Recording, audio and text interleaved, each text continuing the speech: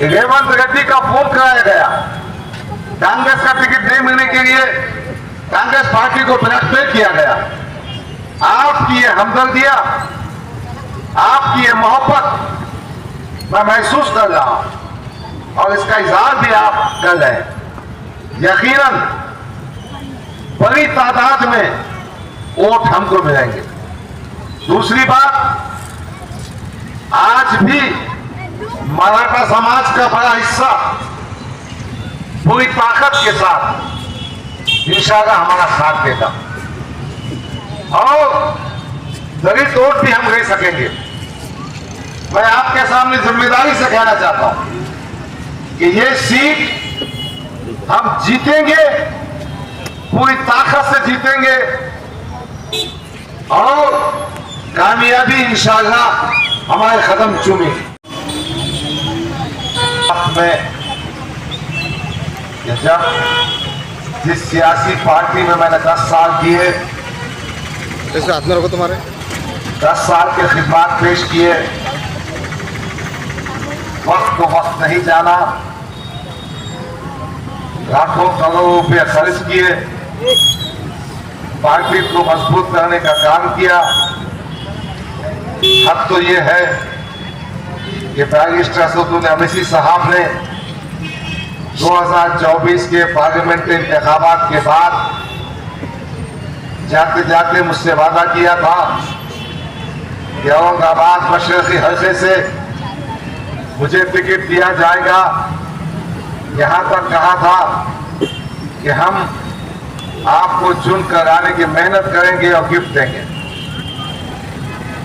इस बात के गवाह हमारे वंडर प्राइवेट के जिम्मेदार सैयद इब्तिसाम साबरी साहब भी हैं। इम्तियाज जलील की बात मैं इसलिए नहीं कहता कि वो क्या कहते हैं और क्या करते हैं, वो आप जानते हैं।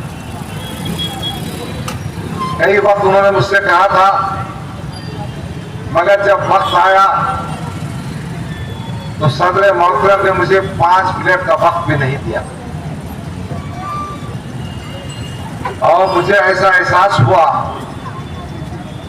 कि पार्टी अपना टिकट नहीं देना चाहती है, उस वक्त तक खामोश रहना चाहती है जब तक दूसरी पार्टी में टिकट डिक्लेयर ना हो जाए।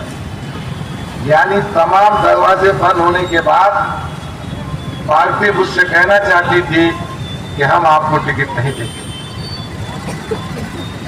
मैंने बैरिस्टर असदुद्दीन अवैसी साहब से कहा था, एक खत भेजा था कि गुज़िश्ता 10 साल से मेहनत कर रहा हूं, 200 के करीब वोटर्स रजिस्ट्रेशन के कैंप इस मशरक़ी हल्के में मैंने दिए, लाखों रुपए खर्च किए और आज अल्हम्दुलिल्लाह इस मशरक़ी हल्के में मुस्लिम वोटर्स की तादाद 1,45,000 है।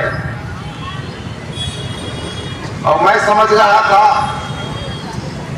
कि जब मुझे पार्टी टिकट देगी तो मैं इन वोटों की तादाद पर, मेरे पार्टी के तंजीमी ढांचे की मदद पर, हमारे कैलकुलेटर्स की मदद से ये इंतखाब बहुत आसानी से जीतूंगा। मगर दोस्तों और साथियों, बात यहां तक पहुंच गई कि एंड टाइम पर जब मैंने महसूस किया कि पार्टी मुझे टिकट देना नहीं चाहती, तो इमरान पलतागरी का फोन आया।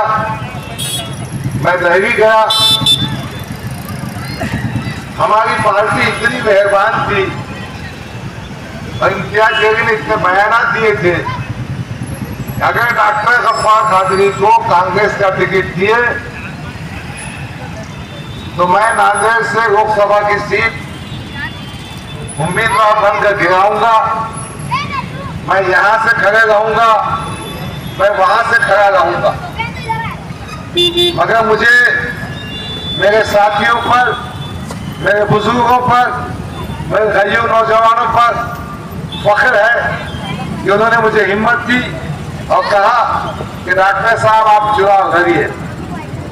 मैं अबू आसिम साहब का शुक्रगुजार हूं, हालांकि उनको भी काफी डराया गया, उनके खिलाफ उम्मीदवार देने की किया गया, मगर अबू आसिम आजमी साहब ने मुझे टिकट दिया और मैं आज समाजवादी पार्टी का उम्मीदवार की हैसियत से आपके सामने। एक बात मैं कहना चाहता हूं, ये कौन आदमी एमएलए क्यों बनना चाहिए, एमपी क्यों बनना चाहिए और सियासी ताकत क्या होती। मेरा मानना है कि आपका एमएलए पुलिस इंतजामिया के पास जब कभी नाइंसाफी होगी तो पहुंचना चाहिए। गुज़िश्ता 10 साल का रिकॉर्ड देखिए, जो मशरक़ी हल्के से एमआईएम के उम्मीदवार है वो कभी पुलिस स्टेशन नहीं जाते। हाँ, बकरीद के ईद के मौके पर गए थे तो मालूम ये हुआ जिनको गिरफ्तार किया गया था बैलों के सिलसिले में, उनमें उनका एक भांजा भी था। यानी पुलिस के पास नुमाइंदगी करने का मकसद अपने भांजे को बचाना था।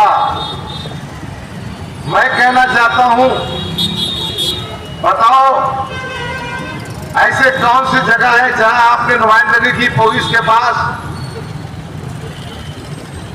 मैं आपको जिम्मेदारी से कहता हूं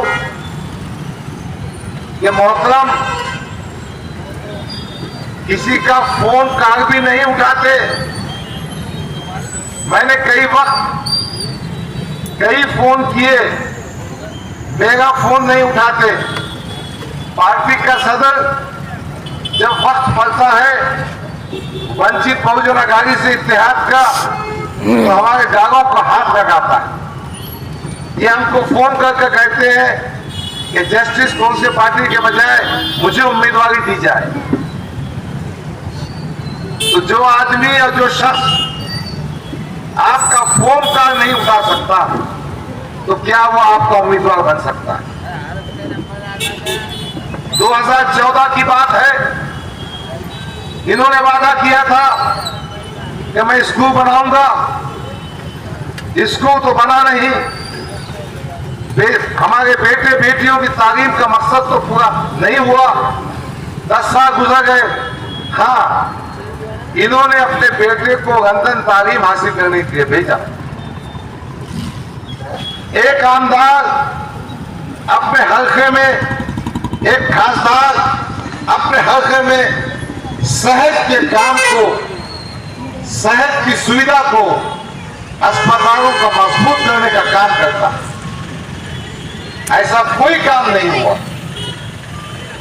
एक और वादा था कि आम खास के ग्राउंड को इंटरनेशनल स्टैंडर्ड का हम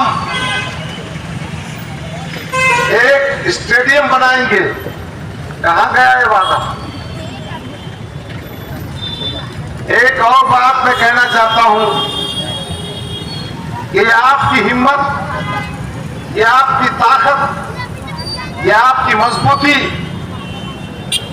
ये 10 साल के बाद अकबरुद्दीन अवैसी को फिर बुलाना पड़ा। यानी अकबरुद्दीन अवैसी साहब आएंगे, असदुद्दीन अवैसी साहब आएंगे, आपके सामने कहेंगे अल्लाह के वास्ते, रसूल के वास्ते एक बार माफ कर दो।